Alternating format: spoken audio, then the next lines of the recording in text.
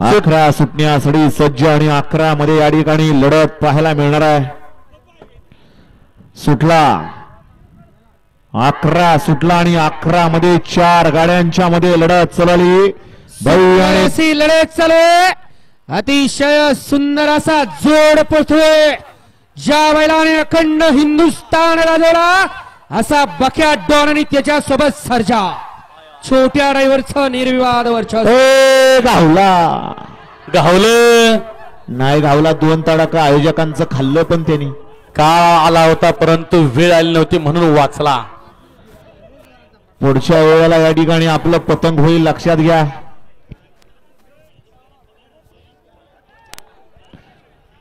आयोजक तिथं 2 जण.